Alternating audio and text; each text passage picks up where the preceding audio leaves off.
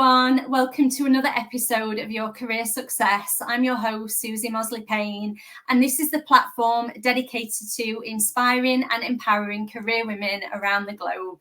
I've got an amazing guest for you today. I'm so excited to speak with you. Michelle Christian is from Think It, Believe It, Live It. Michelle is a mindset coach that helps women have an abundance mindset, clear healthy boundaries, and create the success that they desire in their career, life, or business. Welcome, Michelle. Hope I did your introduction justice there. If there's anything else you want to say. It was amazing. Thank you very much, Suzi. I almost want to hire myself, I think. Yeah, well, you are incredible, which everyone else is going to get to see shortly. So let's dive in there. So thank you so much for joining me on this show. It's a pleasure to have you. The topics we're going to cover, I'm so excited to dive into them. So just to give the people watching and listening a little bit of a sneaky peek on what we're going to talk about, because we've planned this, everyone, well planned.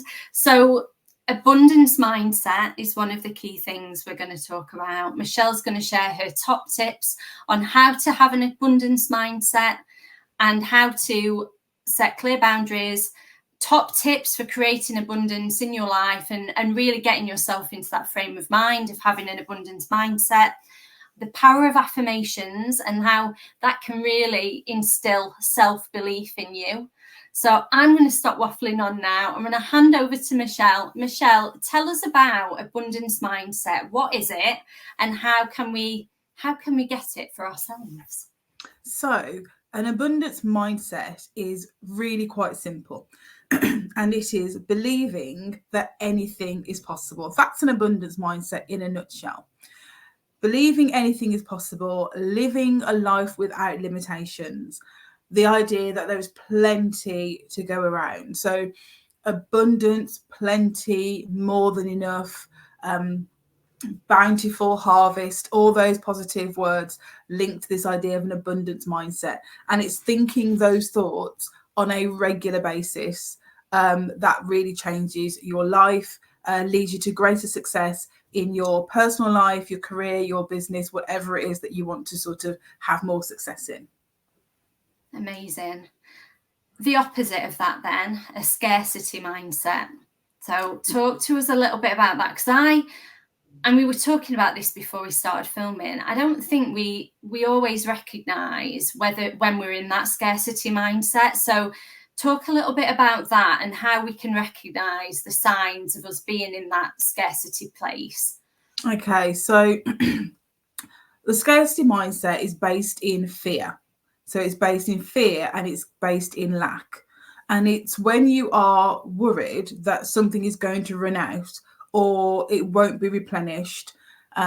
So, for example, if you, as working women, career women, business women, there will be times when the money isn't always coming in as and when you want it to flow, or it feels like you have more month than money, essentially. And at those times, it is almost understandable, not even almost understandable, it is totally understandable that may create a level of fear around where your money's coming from.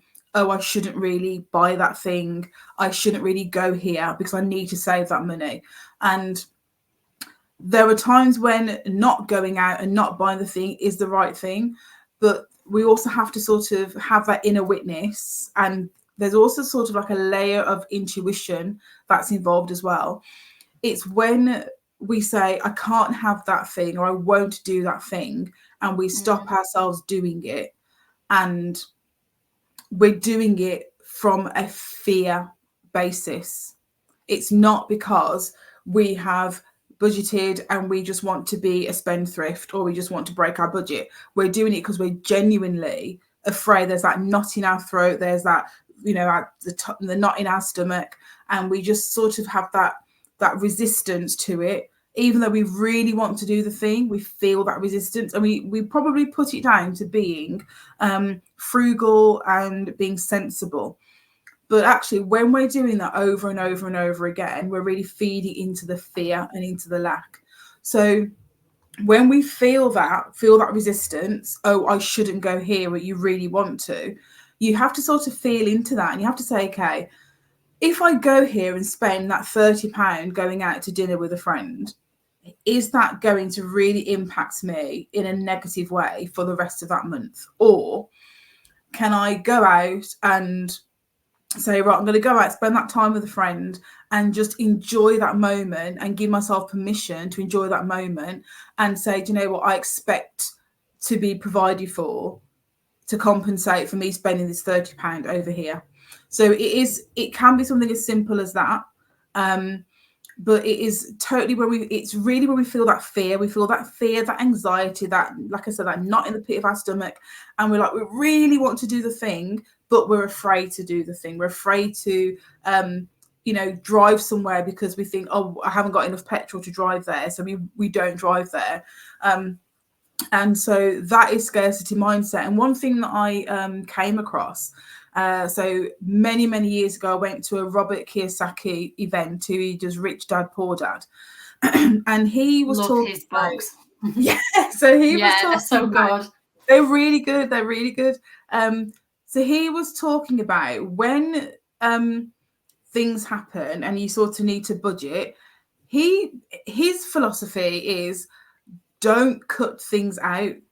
Look for ways to increase earnings or look for ways to make money, because what we tend to do, and it's natural, we feel that we need to restrict and tighten in order to save money. But actually what happens is that when we restrict and tighten, it's almost like we have less money because we are almost repelling it.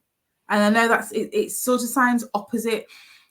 What we need to do is we need to actually either stay as we are or look for ways that we can expand our income in some way, or expand our reach, and open ourselves up to receiving the things that we really want. When we tighten out, when we pull our belt in, and we sort of go into sort of the negative energy, we draw more of that negative energy towards us. So we actually attract more lack. When we say, I can't have this thing, I need to cut down, we attract more of it, rather than living in saying, do you know what? There is more than enough to go around. There's plenty of food. There's plenty of opportunities. There's plenty of money. Money comes to me easily, and sort of saying those things and sort of help then being able to manifest it. When we restrict and constrict, we actually reduce the abundance that comes to us, essentially. So that's what a scarcity mindset looks like. That's what living in fear and lack looks like, essentially. Amazing. So there's a few examples that were coming up for me as we were talking through that. So one would be, a woman has seen a job opportunity. They really want to go for it, but they either don't feel that they're qualified enough, and they almost check themselves out before even bothering, because they've already written off the fact that they're going to be successful at it. Yeah. And that feels like a good one for me. So that's where power of affirmations could really come in, isn't it? So we said we'd touch on that. Another one, so applying for a role before you're ready, and having the self-belief and not being in that mindset that it's not going to happen and checking out, but being in that abundant mindset and thinking there's enough roles out there for me if you're struggling to get work, or if you're a businesswoman, there's enough clients to go round, or the role is for me and I'm going to go for it. So really, really good. Okay, fabulous. So where do you want to go next? Do you want to talk about the affirmations and the power of those, that particularly the power that they can have on your self-belief, because they're so powerful? Do you want to go there next, or do you want to go down the tips to be more abundant with your mindset? So if we go through the tips, it leads, I think, to the affirmations, and in fact they sort of feed into each other. So awesome. We know what an abundance mindset is. It's that believing that anything is possible. We know what scarcity thinking or the lack mentality looks like. It's that restricting, constricting, stopping yourself from enjoying life because you're afraid that you won't be able to get money to replace the money that you're spending, essentially. So the first thing we need to really do is actually work on our mindset. And so we need to now start thinking, and these can be affirmations. We need to start thinking there are plenty of opportunities. So if that's work, there are plenty of opportunities, and genuinely there are plenty of opportunities out there. And it's not a case of, just take any old job. That's not what I'm saying. I'm saying there are plenty of opportunities out there, and you get to almost create that opportunity by putting out what you actually want and desire, and creating that affirmation, and holding to it, and preparing yourself to get that opportunity that you want. So there are plenty of opportunities out there. My best days are ahead of me. We've got plenty of living left to do, so we should really get about the living of life. What's meant for me will be for me. So sometimes I think we feel like we've missed opportunities, and we might have heard or read somewhere that you need to take the opportunities when they're offered, when they come, because they won't come round again, and we can get a little bit defeatist in that. But I think if we look at it this way, that opportunity may not roll around again, but another opportunity will come your way. So it's like buses. You might miss one bus, and unless it's the very, very last bus, the late bus, there will be another bus on its way. And we know what buses are like. You wait for ages, and then 2 or 3 turn up at once. And that's what our opportunities are like. You think you've missed them, and then before you know it, you'll have so many coming in that you'll be thinking, okay, well, which one should I take? So, opportunities are everywhere, and what's meant for you will be for you. We should also, I think, in terms of creating an abundance mindset, start giving. And this doesn't necessarily mean it needs to be financial. So giving can be giving of your time. So a lot of people can volunteer. They can volunteer their time, and you can volunteer in so many ways. Going to a care home and speaking to the elderly, reading to them, joining an organisation and volunteering through the organisation. So giving of your time is really valuable. Because the law, like the universal law, is give and you will receive. So if we open ourselves up to be givers, then we automatically open ourselves up to be receivers. And then it's a case of actually receiving when that abundance comes in, and accepting that abundance for ourselves. So give and receive. Telling yourself, I always have enough, I will always have enough, and just reaffirming that over and over again. I always have enough, I will always have enough. And again, there's plenty to go around. So those are some affirmations and ways that you can sort of start to reprogram your mindset, start to sort of dig away at that scarcity thinking that we're all guilty of. And I still do it from time to time. I still catch myself in that scarcity mentality. So there are some ways, these are just a couple of my ways to feel more abundant. Because I think before maybe we can act abundantly, we might want to try and feel abundant. Before our external life changes, before the external world changes, our internal world has to change. Because once our internal world changes, we actually start seeing things differently. And before you know it, we see our external world as something very, very different. And nothing tangible might have actually happened yet, but we can sort of sense that something is on its way and something is happening. So these are my ways to feel more abundant. So number one is to get in nature, because nature is everywhere. It is everywhere, and there's so much of it. There's not just a tiny bit of it, there is so much of it. And consider things like the leaves on the trees, the blades of grass, the weeds. You can even just look at the weeds in your back garden or your front garden and think, where on earth did they come from? They're plentiful. They're in plentiful supply. It would be great if weeds would get on board with scarcity mentality. I wish my weeds had a lack mentality. I really Me do. too. Because my life so much easier if they did, but they don't. They're abundant. They have an abundance mentality. So if we just look at nature and get out in nature and walk in nature, it has several benefits anyway. It can really ground you and make you feel calm and relaxed. It can regulate your nervous system. It can help you to think clearly, so it can clear your thoughts, getting out in nature, breathing in the fresh air, depending where you're walking, breathing in the fresh air, and just, getting out into the daylight. Vitamin D is really good for you.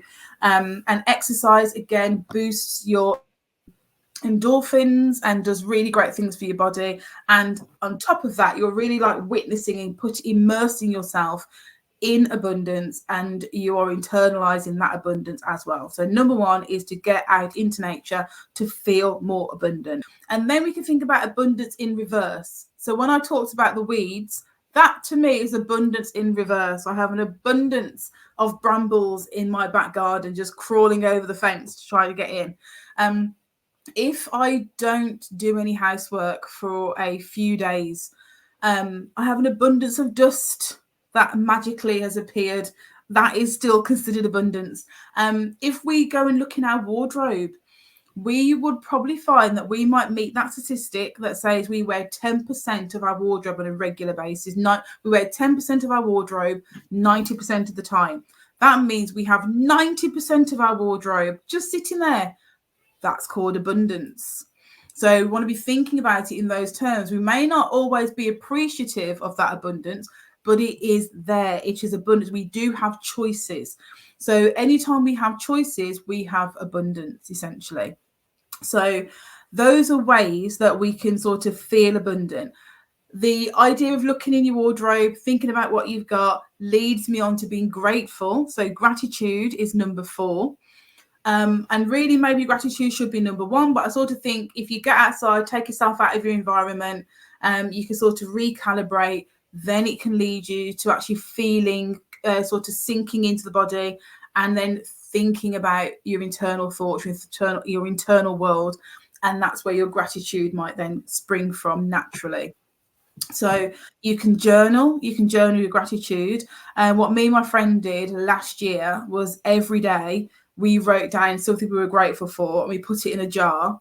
And then we got together on New Year's Eve, and we opened the jar and we went through all the things that we'd been grateful for over the year. And that was just really nice. Piled it all up into sort of categories. So I had a massive friends pile, friends and family pile, had like finances pile, opportunities pile. So piled them all up. And that was just really nice. Love that. Yeah, I love that. That's such a good idea. And it'd be nice, to do it with your friends, do it with your kids. It's a way to get your kids to recognise the need to be appreciative and have gratitude. I think that's a lovely idea. That is. Yeah. So we did that, and that was really nice. And then in addition to that, when I journal, I also write down things that I'm grateful for as well, because I just think that's also like a daily reminder as well. And it's not necessarily the big things. It's always the little things in life that cause friction. It's the straw that breaks the camel's back. So we need to take care of the little things. And so being grateful for those little things, being grateful for, maybe the smile of a loved one, the fact they can smile with you, the fact that you can talk to them, message them, see them, because there may be people that you don't see anymore, or you've lost friends and family and loved ones, and so you don't have the opportunity anymore. So take the opportunity to be grateful for that. Be grateful for the place that you're living in, because if you're in the West like we are, no doubt you are actually experiencing a really high standard of living compared to other areas in the world.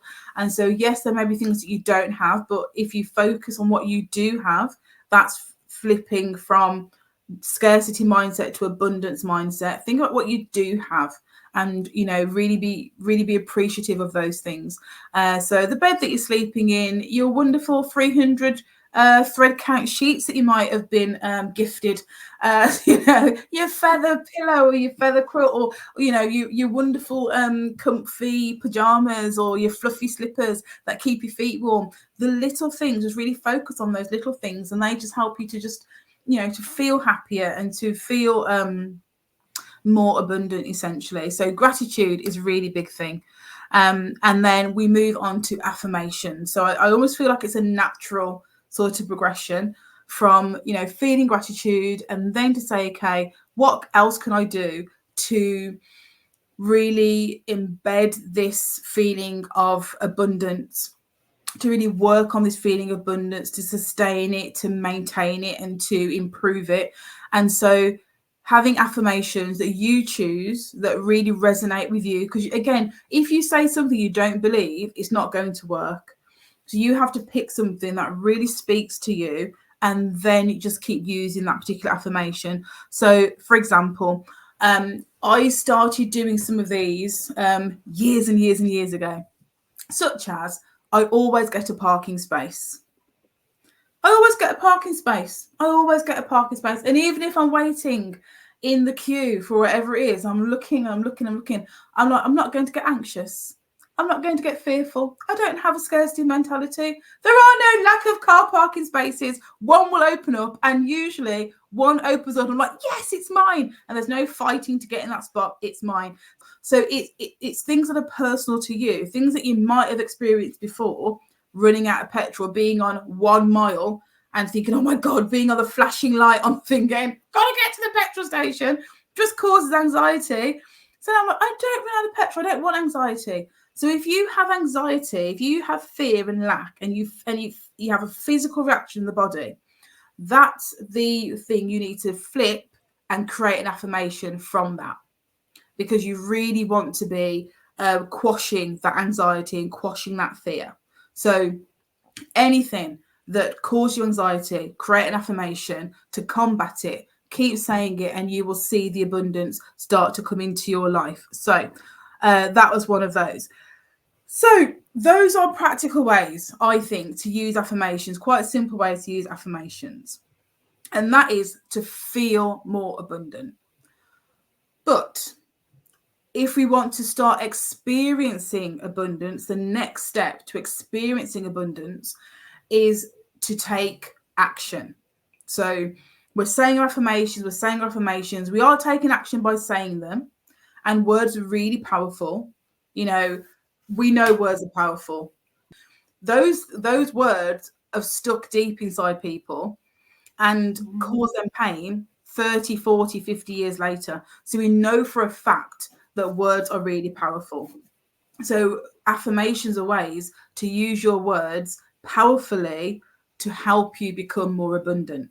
So we really want to be really careful about how we craft our words. We want to heal, not wound. We want to bless and not curse. And we don't want to curse ourselves. So we really want to focus on our words. So when we want to experience abundance, we're going to use our words to do that.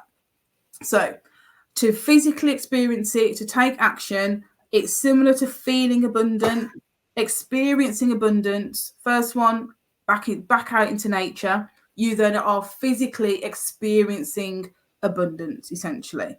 It could be as simple as saying, okay, I'm going to count the leaves on this branch. You're going to get frustrated and stop because there are just so many. I'm just going to lie on the grass here and count this, 1 centimetre squared amount, and count every blade of grass.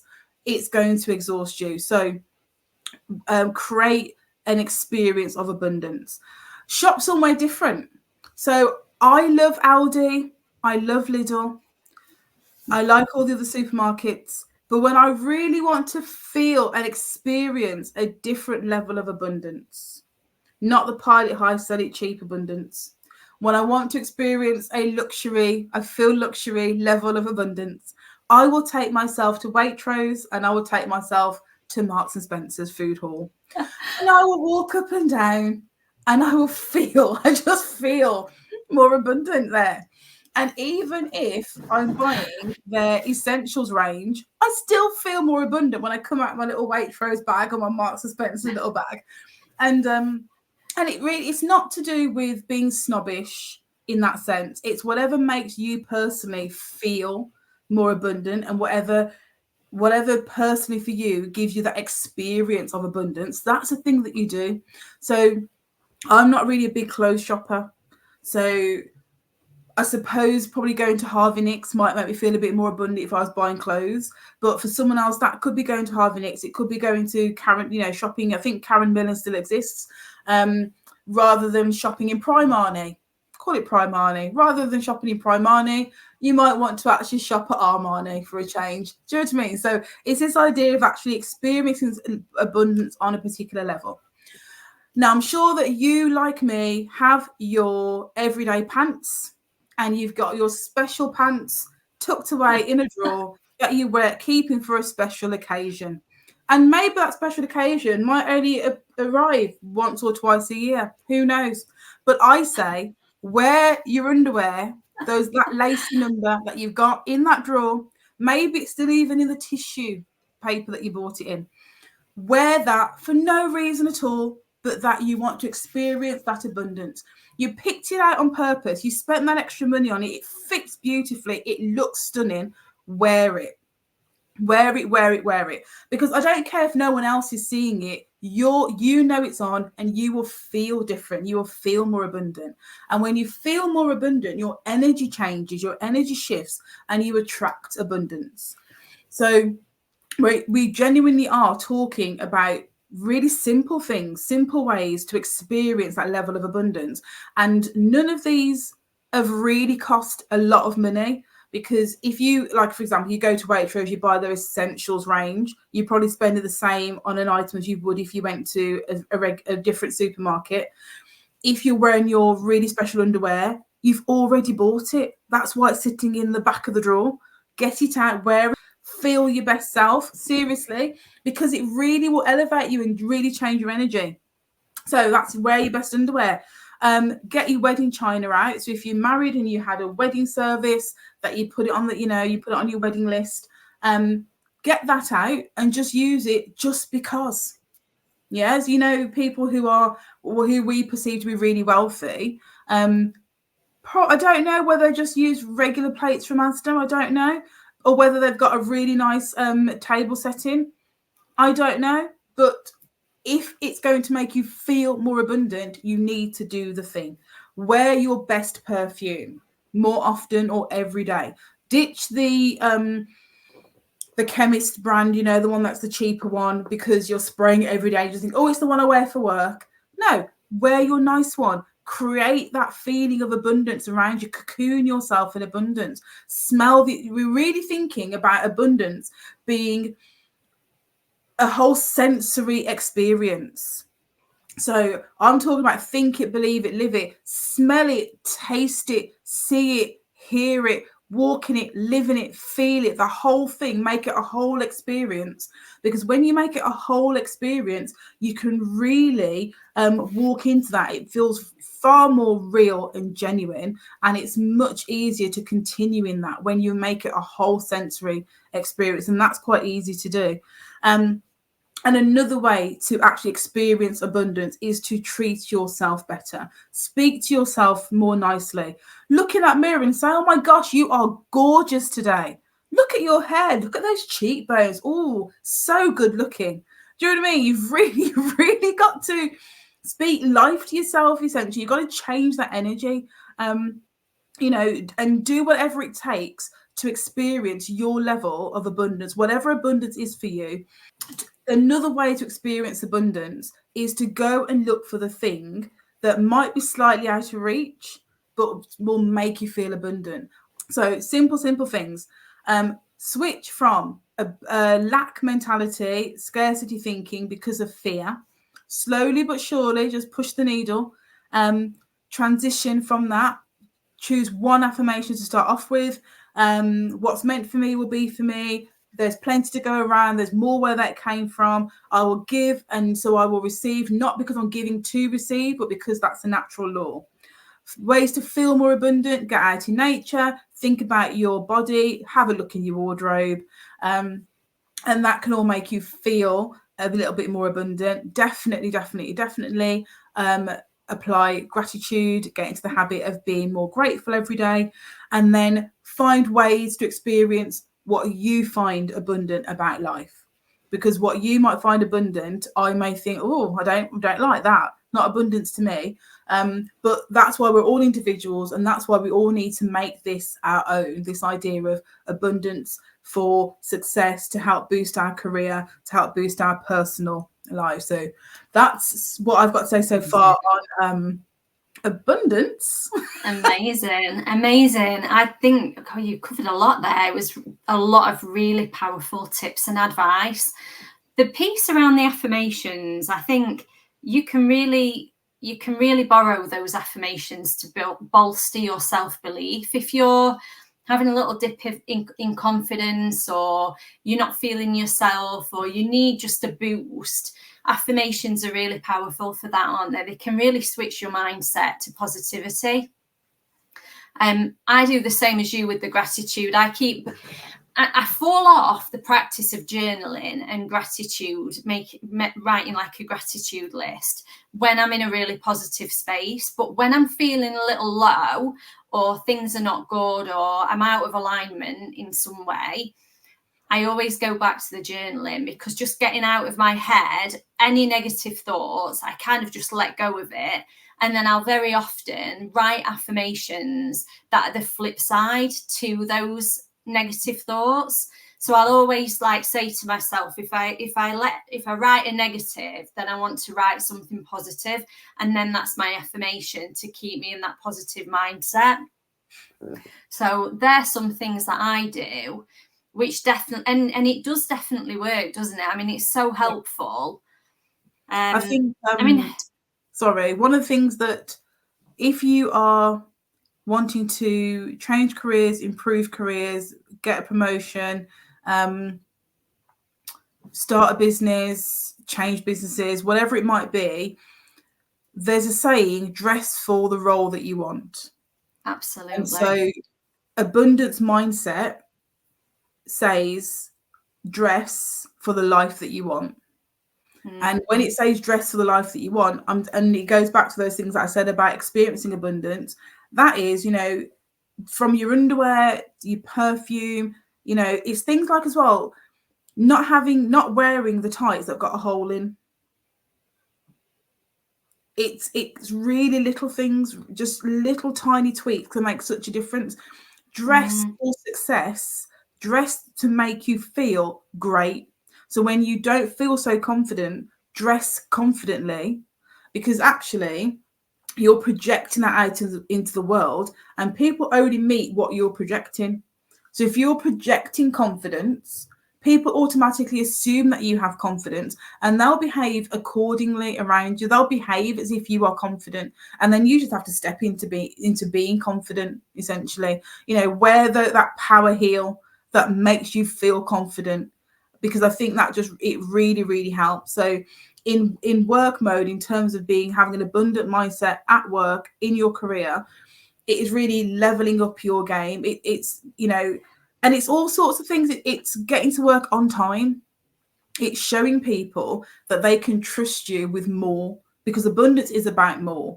And if you're not really managing what you've got already well, then no one really wants to give you anything else. So you've really sort of got to show up and show out, essentially. So really push that abundance out there into where you work. Create a beautiful space. If you have an office, if you have a cubicle, make sure that's beautiful. Your workstation is just pristine and amazing, and have your affirmations up and around, because people will ask you about them, and then it will help you just to spread that positivity as well at work.